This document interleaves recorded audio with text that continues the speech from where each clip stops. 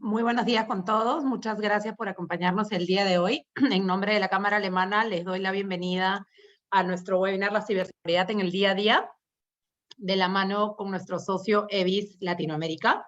Les vamos a pedir que, por favor, en esta oportunidad puedan identificarse con su nombre y apellido para poder comunicarnos con ustedes a través del chat. Queremos informarles que este webinar está siendo grabado y podrán encontrar la grabación posteriormente en nuestra página web. Les solicitamos, por favor, mantener sus micrófonos en silencio para evitar cualquier interferencia durante la presentación. Y les recomendamos hacer sus preguntas a través de la presentación, a través del chat, durante toda la presentación, y procederemos a leerlas y responderlas al final de la misma. En este caso quiero darle la bienvenida a Eric Iriarte, CEO de EBIS. Ellos son una empresa que cuenta con presencia en varios países de Latinoamérica y son especializados en brindar soluciones de e-business para sus negocios. Así que el día de hoy tenemos que aprovechar tener a Eric aquí para cualquier pregunta. Eric, sin mayor preámbulo, te doy la palabra. Sí, pero eso ha venido con ese cargador. Ese es el... Hola Mariel, ¿qué tal? Recuerdo justamente con el audio que acabas de cortar, es que una de las primeras conferencias que se dio en pandemia de la Academia Diplomática fue sobre ciberseguridad y tuvo un ataque de Zoom bombing. Así que aunque pueda ser un tema de expertos en ciberseguridad, las cosas pasan y pasan más frecuente de lo que creemos.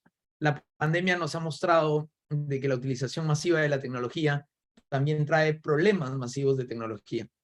Y vamos a discutir o conversar sobre un tema que no es nuevo, pero que la pandemia ha intensificado en la forma de mostrarse, y es el tema de la ciberseguridad. Si me permiten, voy a compartir mi pantalla para que veamos la presentación.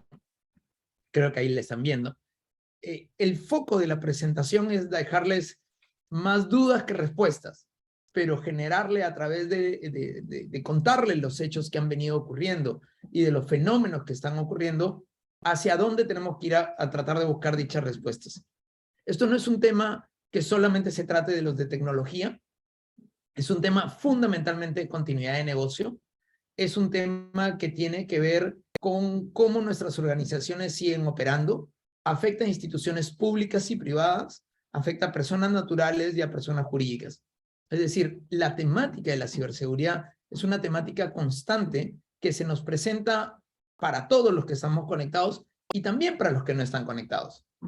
Y lo primero hay que entender que en el proceso de sociedad de la información, el proceso de construcción de este entorno digital donde vivimos ahora, masificado, incrementado y mejorado por el tema de la pandemia, cada minuto, cada instante, producimos millones de datos alrededor. Producimos mensaje de texto, bajamos aplicaciones, mandamos correos electrónicos, estamos mandando 210 millones de correos electrónicos cada instante.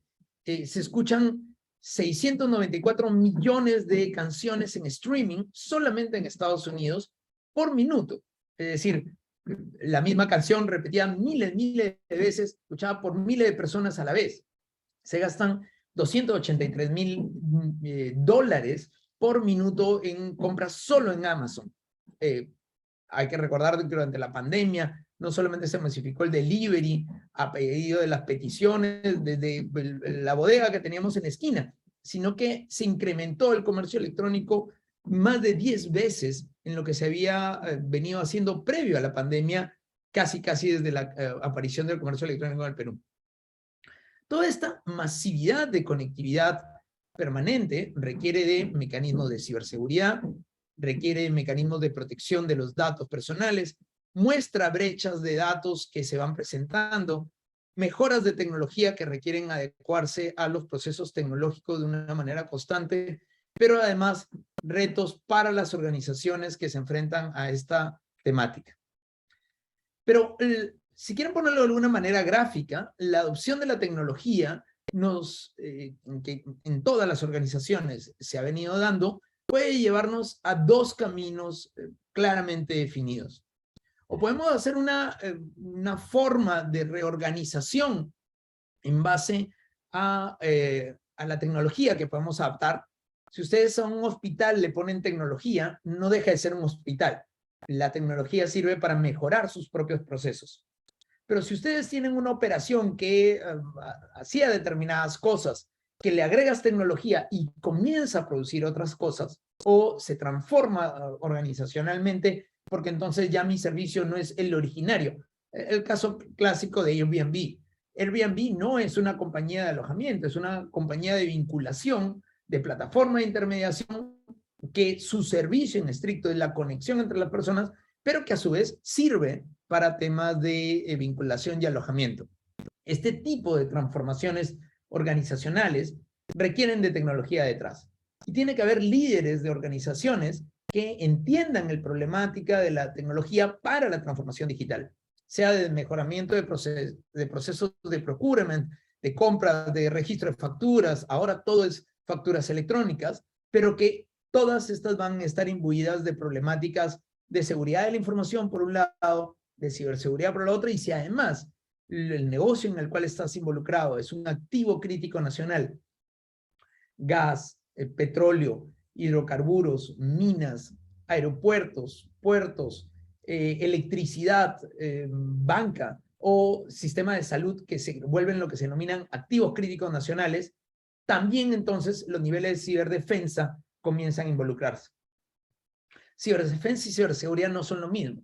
La ciberseguridad, si quieren, es este concepto de protección en general que debemos tener sobre la información, derivados, si quieren, de la seguridad de la información, pero en ciberdefensa vamos a ver cómo los estados se protegen frente a agresiones externas, y de hecho tenemos un par de ejemplos sobre el particular más adelante. Esta es una nota que apareció ligada a lo que se denomina el Internet de las cosas. Si ya teníamos complicaciones con el Internet normal, que es el Internet de conectividad, estar en cualquier lugar, la aparición de diversos instrumentos, fundamentalmente de domótica, tecnología en la casa, que el refrigerador se pueda conectar al proveedor de alimentos para que le diga, oye, estoy mandando tales alimentos a tu casa porque faltan de acuerdo a lo que dice tu refrigerador, o que las luces se puedan prender controladas por un dispositivo móvil, o que el acuario que tengas en tu casa lo puedes controlar directamente desde una app, más el Rumbla, este aparato que tienes en tu casa que va descubriendo por dónde es y va limpiando, y aquellos que puedan tener, por ejemplo, un Alexa o similares que uno pues literalmente le dice Alexa, prende la luz y se prende la luz. Bueno, todos instrumentos se denominan Internet de las cosas. Son cosas conectadas a Internet, valga la redundancia. Bueno, cada vez más hay una serie de ataques o afectaciones a estos tipos de instrumentos porque también permiten el ingreso, si es que no tienen niveles de seguridad, a los domicilios. Ha habido diversas denuncias de la utilización de cámaras, por ejemplo, que las direcciones web, cámaras que han colocado en las casas para cuidar a los niños, que terminan el video colocado en una dirección pública y puede ser visto por cualquiera en cualquier parte de la red. Eso también es parte de la ciberseguridad, más desde el lado personal.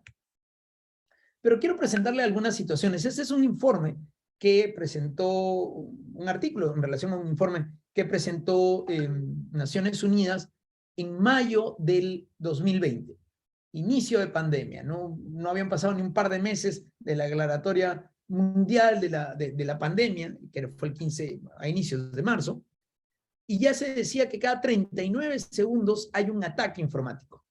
Y hay que diferenciar los ataques de informáticos de los incidentes informáticos. Si yo tengo un antivirus no actualizado, es un incidente. Si alguien utiliza que mi antivirus no esté actualizado para afectarme, es un ataque. Para darnos un poco de referencias, durante los Panamericanos en Lima, aproximadamente hubieron 4.5 millones de incidentes. Efectivamente, se han podido calcular entre 1.5 y 2 millones de ataques, uno de cada 3. Pero muchos de estos incidentes son solucionables si es que se actualiza el antivirus, si es que hay políticas activas de ciberseguridad, si es que hay una cultura de creación de ciberseguridad dentro de las organizaciones. Y a veces el tema de ciberseguridad es sumamente sencillo. Este es un tweet que publicó un especialista en datos hace unas semanas atrás. Era el caso de Jennifer paredes están en la situación, están mostrando el expediente judicial y el abogado dice, por favor, quiero compartir mi pantalla. Y en la compartición de pantalla muestra este correo electrónico. Dice, bueno, él quería demostrar que no le había llegado la notificación en fecha. Pero cuando muestra el correo electrónico, muestra también la dirección de enlace completa a donde estaba todo el expediente completo con todas las pruebas, todos los casos. Él luego, el mismo abogado, un minuto después, le pide al juez que exhorte, que le diga a las partes de, por favor, no divulguen la información porque esto es un proceso reservado, cuando él ya había divulgado la información. El abogado era consciente de que cuando estaba compartiendo esto en Zoom, no solamente lo estaba compartiendo en el Zoom de la sesión de chat, sino a través de Justicia TV, por un lado, a través del canal de Facebook y a través de los diversos mecanismos que estaban dándole seguimiento a esto que le llaman un caso emblemático, probablemente ni se había percatado. Pero él mismo que pedía seguridad sobre la información, él mismo fue quien entregó el acceso.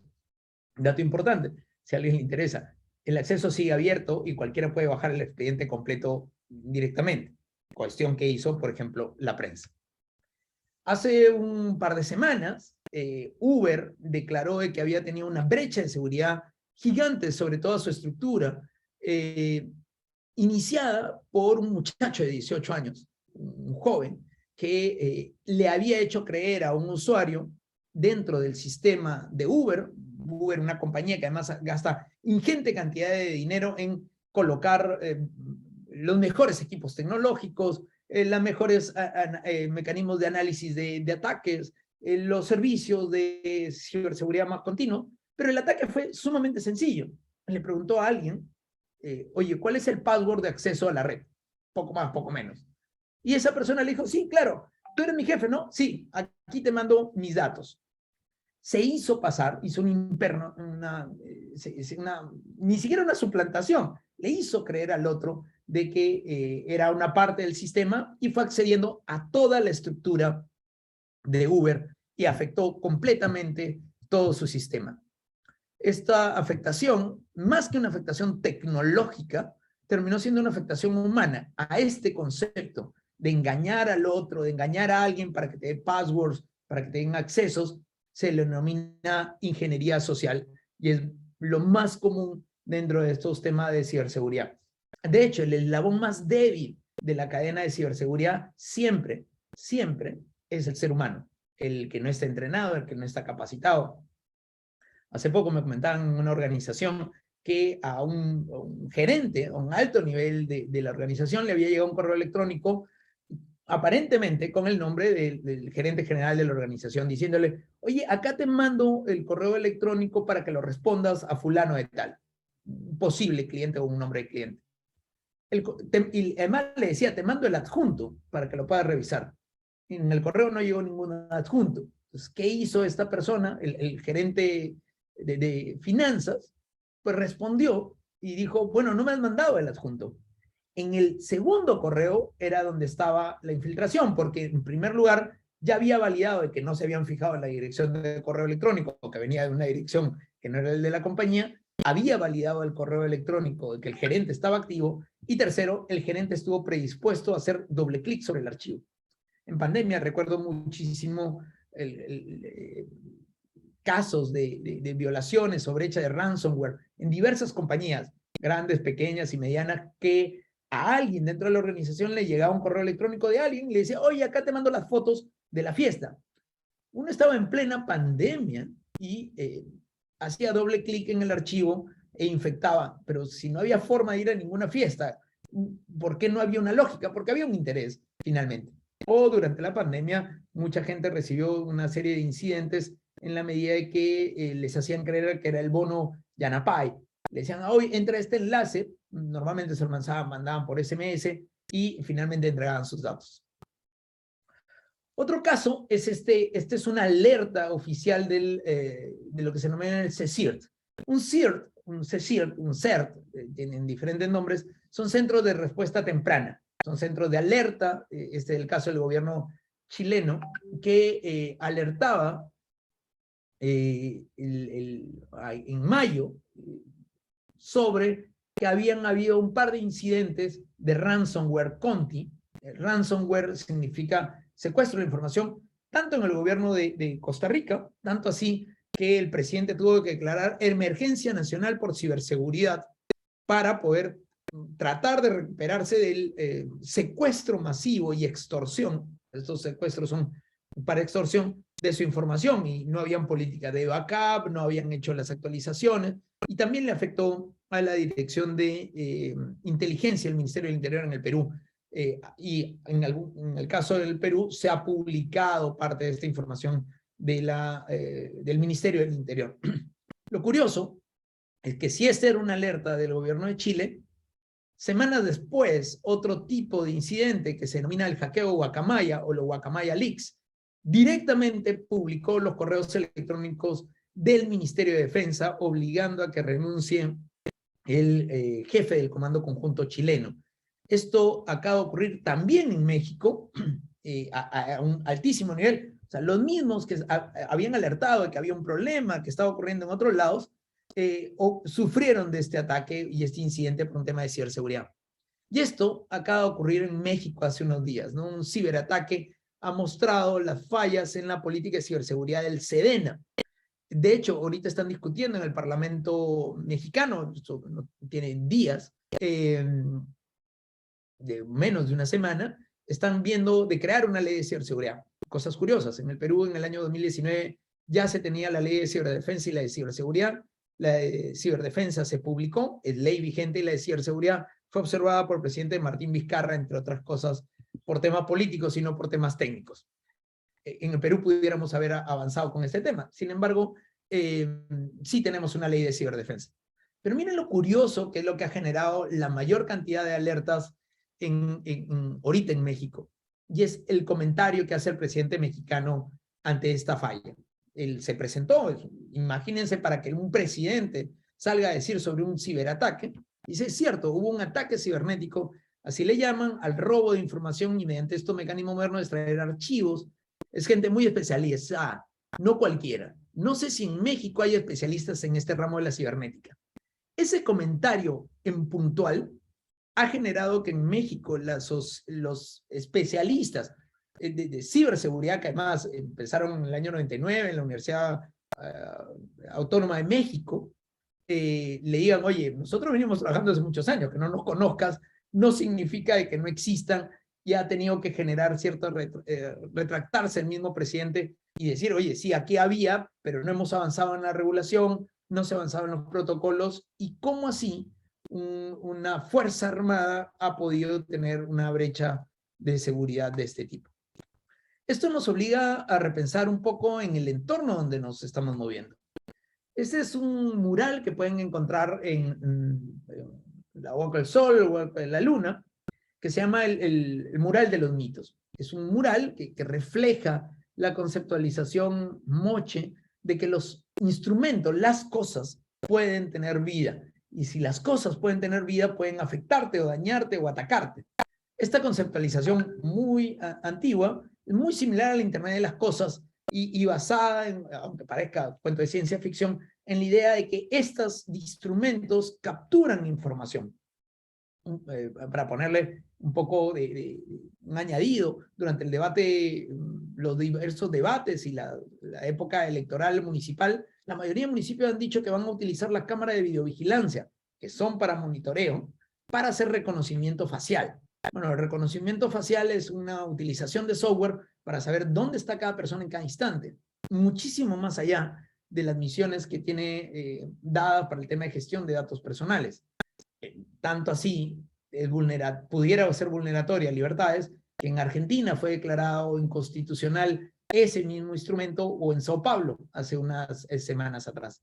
Pero las cosas que tenemos en el entorno, nuestro celular, hay celular, el reloj, las aplicaciones, la Internet de las cosas de nuestros dispositivos. Hay un caso muy famoso de un casino en Las Vegas. Entenderán que los casinos tratan de tener mayores niveles de ciberseguridad para evitar ataques y tal. Bueno, este era un casino que tenía la mayor ciberseguridad. Además, retaba a la gente que trataran de violar su ciberseguridad y la violaron. y no entendían cómo. Pues resulta siendo que tenía este casino un gran acuario. Y en el acuario habían colocado un termómetro. Y el termómetro, para controlar la temperatura del acuario, estaba conectado al Wi-Fi de la organización. Y no habían controlado de que tuviera una puerta de cuidado o un gatekeeper para evitar infiltraciones. Bueno, se infiltraron por el sensor de temperatura del acuario que tenían enfrente.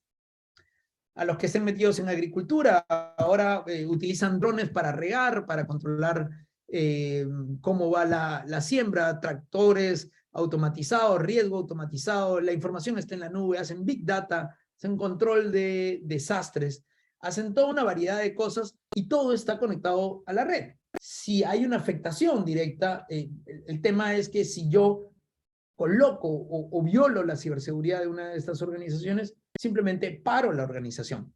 Se puede hacer a mano, sin duda, pero la tecnificación que ayuda a la mejora de la calidad de la producción, pues se caería directamente. ¿Qué mecanismos de protección estamos teniendo en nuestros instrumentos como drones o como vehículos autónomos o mecanismos de riesgo automatizado? Esto es una nota que salió en el diario El Clarín ya hace algunos años, que una periodista, Sarah O'Connor, comentaba que en una planta de Volkswagen un robot había asesinado a una persona. En realidad no la había asesinado, para el asesinato requiere ser una persona, pero sí había muerto a alguien, y es que había violado las normas de seguridad de ubicación física, y entenderán que en estas plantas automatizadas, pues los robots no distinguen si eres puerta o persona. Esto obligó a mejorar los mecanismos de identificación y reconocimiento de que una persona no es una puerta, por más de que físicamente pudiera estar en el lugar equivocado y tendrían que detenerse. Este tipo de cosas también afectan la seguridad. Si un mecanismo de ciberseguridad no está adecuadamente planteado dentro de las organizaciones, también puede haber una afectación a las personas naturales. Y aquí hay que tomar una serie de premisas. La premisa básica es que la información no es algo más dentro de las organizaciones. La información es un activo de las organizaciones. La base de datos de clientes, para que no termine en Wilson, la base de datos de proveedores, los flujos de venta, las fórmulas, patentes o información de producción, los diseños industriales, el tipo de alimento que le dan a un agropecuario, o el tipo de semillas que se utilizan en un sistema agrícola. Todos tienen gestión de información, o la información financiera, por ejemplo.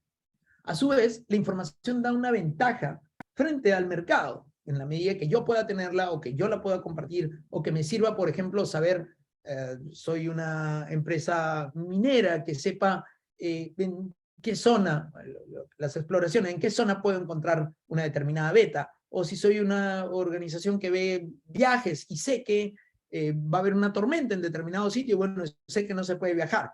Tengo que conocer de información porque me va a dar una ventaja. Con lo cual, la mayoría de sistemas de información ya no solamente se enfrentan a los problemas de gestión interna de la data, sino a la gestión externa. Dato importante a considerar. Muchas de las ataques y las situaciones de ciberseguridad no vienen de afuera de la organización. Esto implica fundamentalmente un tema de extrabajadores que se quedaron con password o acceso a sistemas, trabajadores que aún vigentes puedan estar descontentos, desde problemas salariales. Recuerdo el caso de Wikileaks. El caso de Wikileaks fue un soldado que tuvo acceso a la información y que luego la divulgó. No fue un hacker externo. De hecho, la mayoría de sistemas están preparados para resistir ataques externos en la medida que uno los mantenga actualizados, tenga oficiales encargados del tema de ciberseguridad. Pero mucha de la casuística viene desde adentro de las organizaciones. Es claro que la prevención es muchísimo, la inversión en prevención es mejor que y menor que el gasto en la resolución de problemas. Porque sobre todo, mucha de la casuística ligada al tema de ciberseguridad es que ya conocemos cuando el hecho fue consumado. Dicen que hay dos tipos de organizaciones, las que han sufrido una vulneración de ciberseguridad y han tratado de resolver, y las que también lo han sufrido pero ni siquiera se han enterado. Entonces, estamos frente a un fenómeno muchísimo más grande que abarca a todo tipo de organizaciones. Muchos de los sistemas de información se han generado no frente a los retos de la tecnología, sino para la gestión documentaria. Recuerdo que en una organización, los expedientes, los exámenes que se tomaban estos de psicotécnico, de dibujo de una persona, los tenían ahí armados a un costado, y cuando son datos personales, que finalmente pueden generar algún tipo de problema si tiene un tercero acceso a los mismos. El control de la información es sumamente frágil, con lo cual lo que hay que hacer es evitar que la misma sea divulgada. El problema es que una vez divulgada es muy difícil gestionar su eliminación, su control, y entonces lo que hay que hacer es trabajar fundamentalmente en la creación de una cultura de ciberseguridad por parte de los individuos y por el otro lado en generar mecanismos de protección de la información, sobre todo la crítica. Y aunque parezca un tema técnico, la perspectiva técnica, que es la que ha liderado durante años el tema de ciberseguridad, porque nos fijamos en la parte ciber y no en la parte de seguridad, es un problema práctico. Y no porque los de sistemas y los técnicos y los oficiales de ciberseguridad, de la parte técnica, no sean buenos, sino porque la organización no lo imbuye como una parte de una problemática de continuidad de negocio.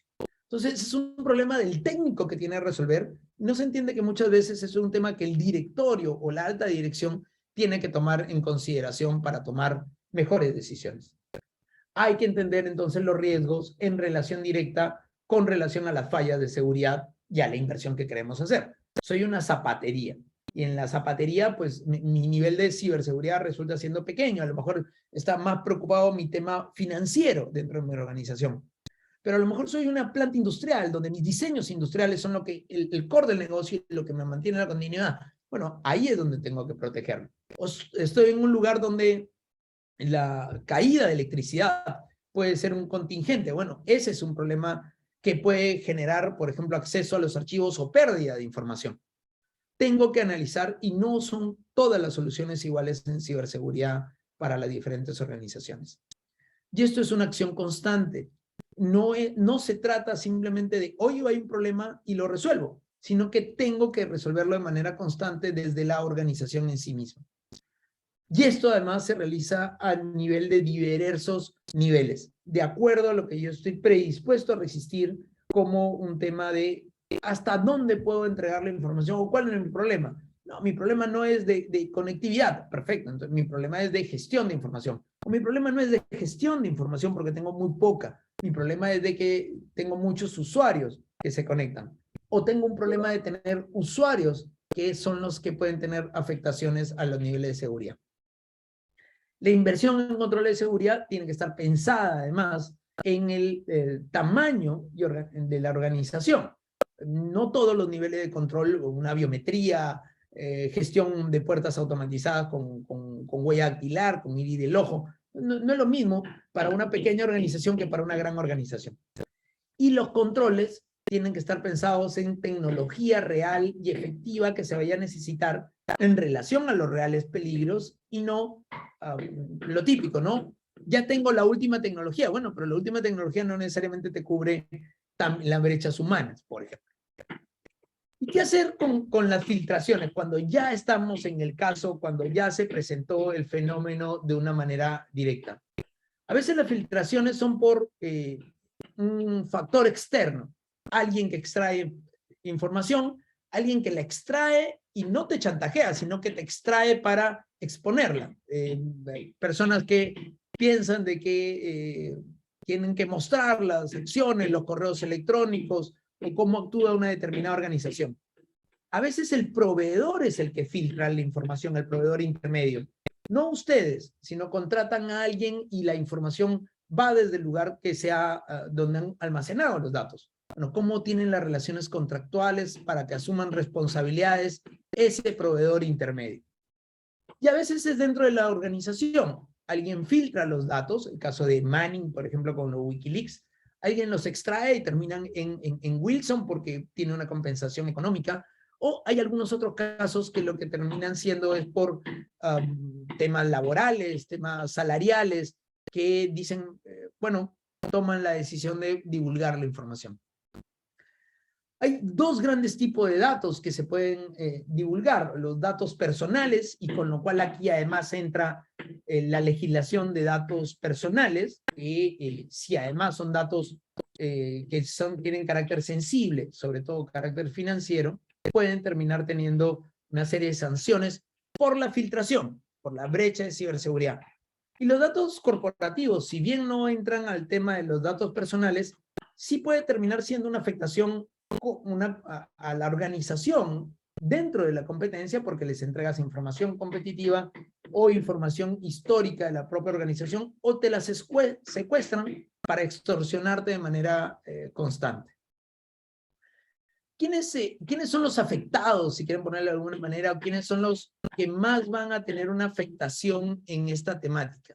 Por un lado, los shareholders, que es los dueños de las acciones, van a ver que su organización va a caer en picada. También el ecosistema, los competidores, al ver que pues, tú has tenido una afectación, se van a preocupar y van a comenzar a invertir porque creen que van a ser afectados también. O la frase que dice es que cuando vieras a tu vecino sus barbas cortar, pon las tuyas a remojar, en la medida de que es necesario estar mirando qué es lo que ocurre con otros actores del ecosistema.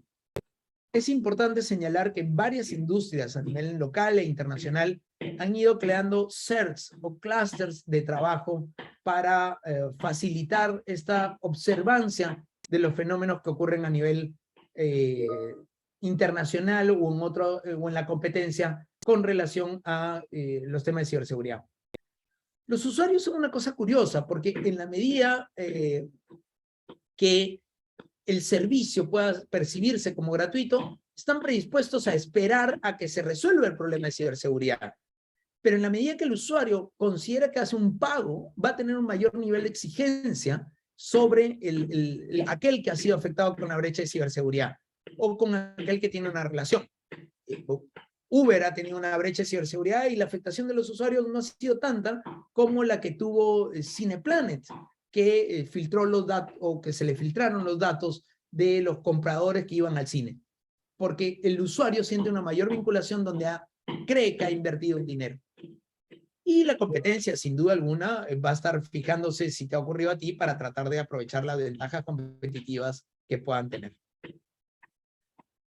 La declaración de brechas no es obligatoria en el Perú. Sin embargo, si ha habido una vulneración que afecte datos personales, es recomendable informar a la autoridad de datos personales y a los usuarios en general. Ahora, no siendo obligatorio, el análisis debe ser de costo-beneficio. Hay organizaciones que dicen, miren, hemos tenido una brecha, estamos tratando de resolverla, y eso tranquiliza a los usuarios. Otros usuarios con eso no se tranquilizan, sino que al contrario dicen qué es lo que ocurrió con mis datos. Es importante, si hay datos personales involucrados, y tener una directiva, tener registrados los bancos de datos ante la autoridad de datos personales, pero tener directivas de seguridad de dichos datos también para la propia organización, que deben estar incluidas en los contratos de los trabajadores internos, para qué tienen que hacer con relación a las brechas que puedan tener. La normativa europea ha ido incluyendo la idea de tener oficiales de seguridad de la información, inclusive ha dicho que los directorios deberían incluir oficiales de ciberseguridad. Para la banca hay oficiales de seguridad y oficiales de ciberseguridad, pero esto no es necesario en todas las organizaciones porque no todos tienen tanto personal. La discusión es que si lo vas a tener, es qué tipo de personal es y dentro de qué parte de la estructura la vas a tener. La vas a tener en la administración, la vas a tener en la área de tecnología, lo vas a tener ligado a la gerencia general o ligado al directorio. O sea, son parte de las discusiones dentro de las organizaciones que tienen que tomarse en cuenta. Si el tipo de brecha o el tipo de incidente de ciberseguridad afecta a activos críticos nacionales, de nuevo, no hay una sanción, no hay una normativa de sanción sobre esto, pero puede haber una afectación a la productividad y a la continuidad de negocio que puede generar una sanción colateral por no poder entregar los servicios o por haber tenido algún tipo de afectación. El oleoducto en Estados Unidos, que fue afectado por un ransomware, en efecto generó luego, más allá de la investigación y la no responsabilidad directa, sí un tema de sanción en la medida de no haber hecho las medidas de mitigación adecuadas de manera previa. las organizaciones también tienen que medir la valorización del ataque que pueden recibir. Qué tipo de información accedieron, qué tipo de información pudieron vulnerarse, si van a publicarla, tienen afectación o no tienen afectación. En algunos casos, para evitar la extorsión, lo que hacen es informar previamente el tipo de incidente que se ha tenido y no ocultar la información. En el caso de que se oculte la información, el tema es que una vez revelada, el impacto es muchísimo mayor sobre las organizaciones que la han ocultado que aquellas que por lo menos han intentado enfrentarlo. Y finalmente los usuarios también son unos actores claves a considerar. Bueno, y después del incidente, ¿qué hacer? Bueno, hay que medirlo desde la reputación corporativa, desde las políticas de gestión de los incidentes, si es que no se tiene, se debería tener, cómo afecta la continuidad de negocio, si hay responsabilidades legales, por ejemplo, en caso de que fueran datos personales, cómo afecta a los usuarios o no los afecta, y si los afecta, cómo nos relacionamos con ellos, qué impactos hay en todo el ecosistema. Si tú eres una empresa chiquita dentro del ecosistema, probablemente hasta no se sepa. Un caso que se conoció con un ransomware bastante conocido que se llama WannaCry, que afectó a Inglaterra, es que el primer lugar que ocurrió fue en un banco en el Perú, pero nunca se reportó. ¿Qué hubiera pasado si se hubiera reportado este incidente a algún sistema de control de información? Hubiera podido ayudar a prevenir ataques en otros lados. Muchas organizaciones lo que hacen es simplemente volver a punto cero. Es decir, bueno, ya perdí la información, vuelvo a empezar. La organización que dirigen ustedes, ¿es posible de esto? ¿Puede volver a empezar desde cero o no? ¿O es que tiene que recuperar su información?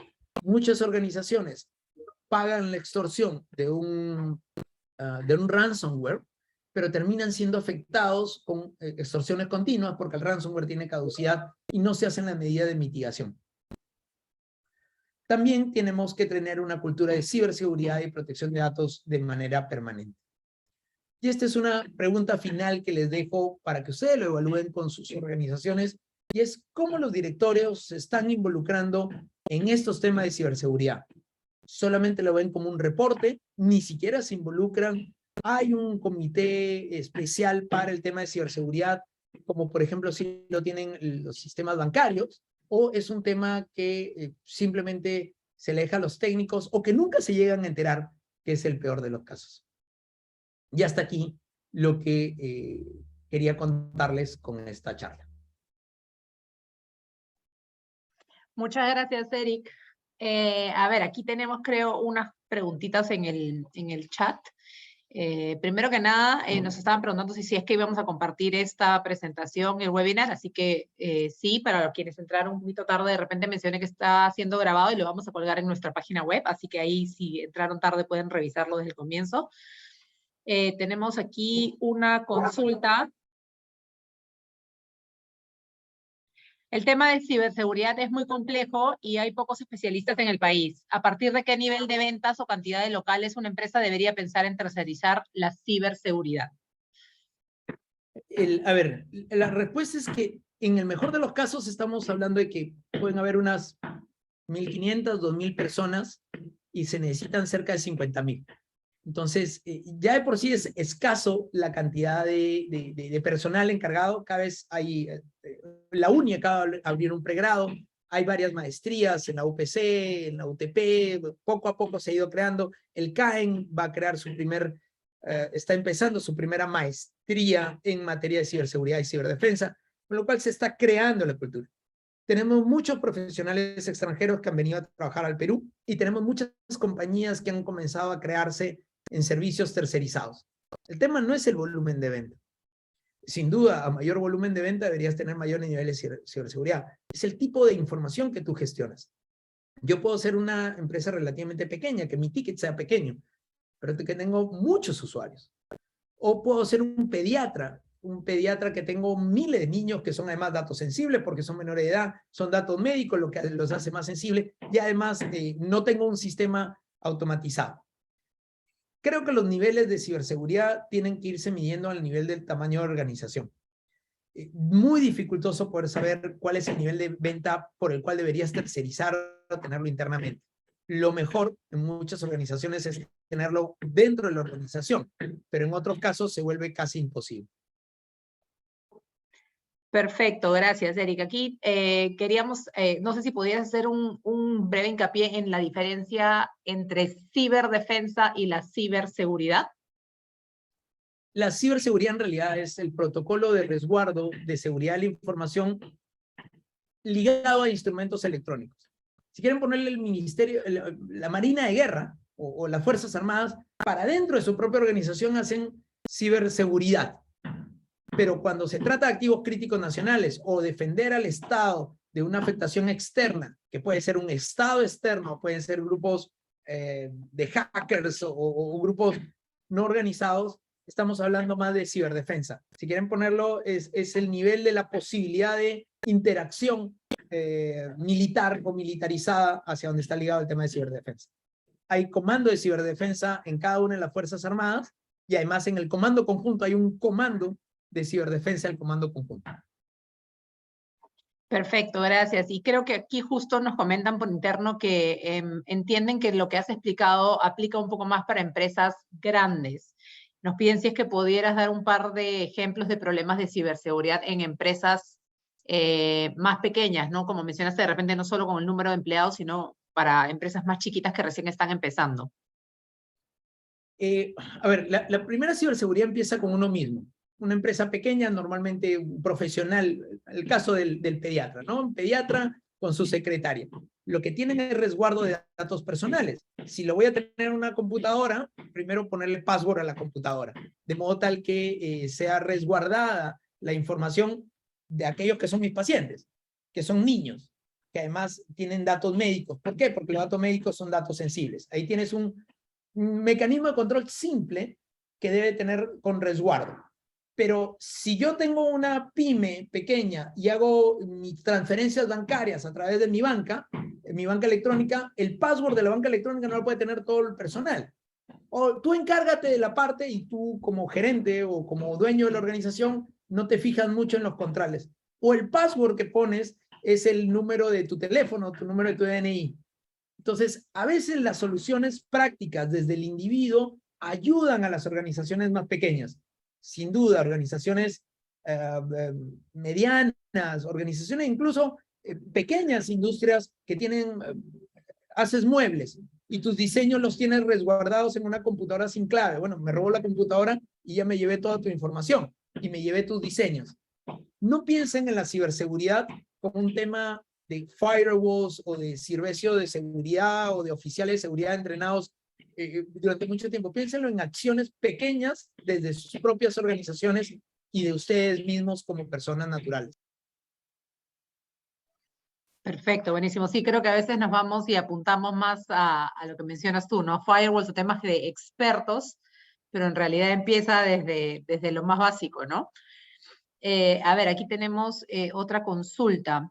¿Cómo las herramientas que dan trazabilidad a procesos contribuyen con la ciberseguridad? En la medida que el tema de ciberseguridad ya no es solamente un tema técnico, o nunca lo fue en realidad, es un tema de continuidad de negocio, en la medida que tu esquema de continuidad de negocio sepa dónde están las brechas que puedan tener afectada por tema de afectación informática, vas a tener una vinculación directa. Si la trazabilidad implica que tú puedas hacer la entrega del producto y esto está ligado a un sistema informático, pero el sistema informático tiene brechas de seguridad que puede alterar la información, el receptor puede decir nunca me llegó el producto, o puedes tener un trabajador interno que mande cientos de productos y solamente se mande uno. Entonces la gestión de esta información resulta crítica, sobre todo por el sistema que utilizas. Todos utilizamos sistemas, algunos más seguros que otros. Nuestro celular se coloca imágenes en la nube porque confiamos en que la nube de la compañía que nos brinda el servicio de celular nos va a proteger. El tema está en que no siempre ocurre así. Entonces, ¿qué mecanismos alternos tenemos nosotros para reconocer cuáles son los sistemas que utilizamos y cuáles no? Perfecto, y justo hay el señor Christian Schmidt nos hace la consulta de qué medios o sistemas hay que conozcan que se pueden adquirir en el mercado que puedan servir para iniciar con estos temas de protección de datos y ciberseguridad. Es una Recomendaciones pregunta complicada. básicas, digamos, de Es repente. una pregunta complicada que no puedo responder por un tema práctico de no dar ninguna marca. En el mercado hay varias, las empresas de telecomunicaciones brindan servicios asociados a eso. No es que no te quiera responder, Cristian, pero no es la charla para eso. Igual cualquier consulta específica, vamos a compartir los datos después de EVIS con ustedes en el mail que les vamos a enviar post evento para que ahí puedan contactarlos y hacerles cualquier consulta directa que tengan a través de ese medio. No sé si alguien más tiene alguna consulta adicional, si no con esto estaríamos cerrando el webinar. Vamos a dar unos minutitos a ver si es que alguien tiene alguna consulta adicional, lo pueden hacer a través del chat. Ahí está Gerson. A ver, un segundito. Gerson está levantando la mano. A ver, Gerson, si deseas puedes abrir tu micro y hacer la pregunta. Ok, bueno, buenos días a todos. Mi nombre es Gerson Takuma. Yo soy de la Checa de Colombia. Soy el ingeniero de sistemas de la Checa de Colombia. Bueno, primero que todo es concientizar al usuario. Como indicaba el ingeniero Eric, es concientizar al usuario desde la recepción. Pues muchos de los ataques o lo que ha llegado pues a Colombia, o más que todo este tema, es los correos electrónicos. Muchas veces cambios de password de Office 365, pero si todo llega, digamos, no puede tener el nivel de seguridad que pueda tener, pero en sí, si le abrimos una pequeña brecha al ciberdelincuente, ahí se nos mete, pero todo es parte o todo empieza desde el ámbito laboral, digamos, en esa partecita y ya. Muchas gracias por la invitación también. Comparto lo que dices, Gerson, porque el punto más débil de toda la brecha de seguridad siempre es el ser humano.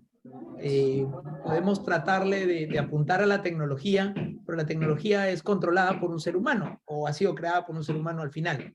Entonces, en la medida que podamos crear una cultura de ciberseguridad en nuestros trabajadores, en nosotros mismos, pues vamos a tener mayores niveles de ciberseguridad. Perfecto, ahí creo que Cristian tiene otra pregunta adicional. Justamente está levantando la mano. Cristian, ¿puedes abrir tu micrófono si deseas hacer la consulta? Aló, buenos días con todos. De repente, una pregunta apropiada para no hablar de marcas. Ok, entiendo que no puedes hablar de marcas, pero la pregunta apropiada sería, ¿qué requisito debería yo pedir a un firewall, a un protector, correcto? A una compañía que me dé el servicio. ¿Qué requisitos le pedirías tú para que sea algo viable, ¿no? Algo que me proteja realmente algún sistema?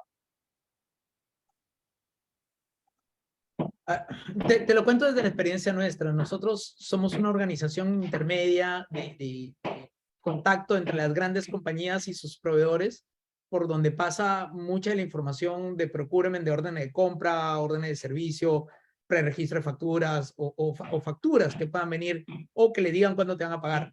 Si nosotros tenemos una afectación como sistema, cae el ecosistema de esa producción, esa línea de producción directamente, porque los compradores no se pueden relacionar con sus proveedores. Por lo tanto, nuestra inversión en ciberseguridad y nuestros equipos, siendo una organización más pequeña que los grandes, un poquito más grande que los pequeños, los proveedores, inclusive tenemos proveedores muchísimo más grandes que sus mismos compradores, nos exige tener una ingente inversión en tema de ciberseguridad. Pero si nosotros fuéramos un proveedor directo de una gran compañía, no importa el tamaño, que hacemos diseño gráfico, somos los que hacemos marketing, probablemente, aún siendo una organización de ventas altas, nuestra inversión en ciberseguridad es muchísimo menor que la que puede tener, por ejemplo, IBIS, porque el flujo de información que tenemos constante nos exige a tener mayores niveles, porque si nos caemos nosotros, afectamos la venta o la producción, o que no llegue el producto, o que no llegue el envase, o que no llegue la continuidad del negocio. En la medida que tu tema de ciberseguridad se vincule más con la continuidad de negocio propia y de terceros, en el caso nuestro, vas a necesitar de mayores, no solamente un firewall, probablemente un oficial de seguridad, un SOC, un data center propio, o niveles diferentes de seguridad. Nosotros llevamos un proyecto, nosotros estamos ligados a la Congregación de La Salle, y llevamos el proyecto del museo de la congregación. En este museo es una operación pequeña que tiene información científica. Nuestro firewall es un firewall relativamente sencillo para ese nivel de protección de esa red. Pero los data centers que tenemos para control de la data de nuestra producción principal, pues son varias veces mayor. Más que darte un indicador concreto de la característica técnica, es una medición de acuerdo a la necesidad que vas a tener en el mercado. De nuevo, puede ser una organización pequeñita, pero que resulta siendo clave para la productividad de una organización. RENIEC, que es una organización relativamente grande, tiene muchísimo más afectación sobre toda la industria que la red eléctrica, llamémosle así. Pero no es porque la red eléctrica no sea importante, sino que por último pudieran tener sistemas electrógenos dentro de cada organización, pero no pueden tener acceso a la base de datos de identificación nacional. Depende en qué parte del negocio estés, el nivel de ciberseguridad cambia o varía a más o menos, y la necesidad de firewalls o servidores externos o niveles de SOC o NOC que puede recibir a través de terceros, ¿no? Ok, muchas gracias. A ti, Cristian. Perfecto. Veo que están haciendo algunos comentarios ahí en el chat, pero quiero ver... César Rodríguez tiene una consulta. César, si deseas, puedes abrir tu micrófono y hacer la consulta. Gracias. Sí, Eric Iriarte, buenos días. ¿Cuál deben ser los mecanismos, digamos, la estrategia para, de alguna manera, crear una cultura de ciberseguridad? Porque muchas veces los esfuerzos son aislados, ¿no? Por ejemplo, trabajo en una cooperativa de ahorro y crédito, ¿no? Si bien es cierto, estamos dentro del sector financiero, incluso regulados, pero desde la alta dirección, las gerencias, no se da la importancia, ¿no?, a este tema tan crucial, ¿no? Porque entiendo que no debemos ser reactivos, sino preventivos y proactivos, porque muchas veces esperamos que nos pase algo. O la alta dirección, simplemente, cuando pasa algo, busca culpables y recién reacciona. Pero yo creo que con eso ya no logramos nada. Quisiera que nos des algunos tips, algunas recomendaciones porque entiendo que los ciberriesgos deben ser del pan de cada día, ¿no? Como una rutina de concientización, ¿no? En este caso, por ejemplo, yo soy una sola persona que ve el tema de seguridad de la información, ciberseguridad, protección de datos y control de negocio. Entonces, que no cubre realmente todo, porque, ¿no?, la parte estratégica, la parte operativa, ¿no? Y entonces se descuida el tema, ¿no? Gracias, Eric. Excelente ponencia. Gracias, César. Lo primero es que no solamente ocurre en organizaciones que deberían y que tienen normativa explícita. En el caso del sistema financiero tiene una normativa explícita de ciberseguridad por mandato de la SBS que entró en plena vigencia ahora en julio pasado. Son me arriesgo a decir, la única parte del ecosistema general que tiene una normativa específica. El problema es que muchos de estos temas de ciberseguridad se han visto desde la tecnología relativamente reciente. Perú tiene 30 años de Internet. Con 30 años de Internet ya deberíamos de haber generado una generación completa en las escuelas en materia de protección de datos y ciberseguridad. Si no empieza desde las personas, el conocimiento, la noción tecnológica no se cuida. Entonces, yo recuerdo un caso de cómo involucraron a la alta gerencia de una organización. No te digo que lo hagas, pero es una opción. Lo que hicieron fue bloquearles directamente las computadoras con un ransomware de los directores y los forzaron a que tuvieran necesidad de pasar por el área de seguridad de la información durante una reunión crítica que iban a tener. Hicieron una medida un poco radical, pero les implicaron la necesidad y los hicieron pasar por además un intento de extorsión. Fue un trabajo interno de la organización para crearle una cultura, si quieren, a la mala. Pero si no se enfrentan a los retos concretos, pasa en muchas organizaciones. El de ciberseguridad crea cinco niveles de protección, que era un nivel de que nadie puede tener acceso a determinadas páginas porque pueden tener archivos que van a afectar la red y no pueden estar viendo cualquier cosa.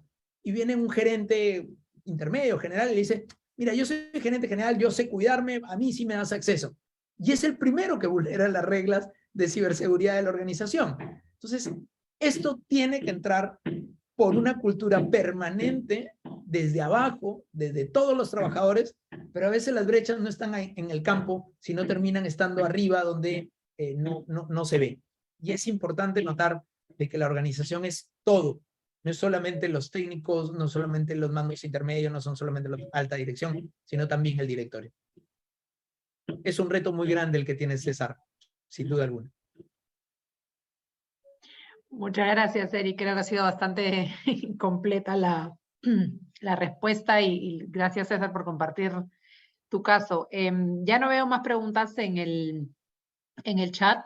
No se preocupen que vamos a compartirles, veo las preguntas nuevamente de si se vamos a compartir la presentación y la grabación, vamos a compartir ambas, así que ahí lo van a tener a la mano, no se preocupen, y también les vamos a compartir los datos de IBIS para que puedan contactarlos por cualquier cosa. Estamos justo en la hora y ya que veo que no hay más preguntas, creo que podemos dar por culminado este webinar. Quería darles las gracias a todos los participantes por acompañarnos el día de hoy. Los invitamos a visitar nuestra página web para informarse sobre los próximos eventos, a ver si es que encuentran alguno de su interés. Y nuevamente, muchísimas gracias a Eric y a IBIS por este webinar que espero que haya sido de utilidad para todos. Un gusto contar con ustedes, Eric. Muchas gracias, un honor y cuando quieran nuevamente. Y esperamos que se Perfecto. cree una cultura de ciberseguridad. Muchas gracias, hasta luego.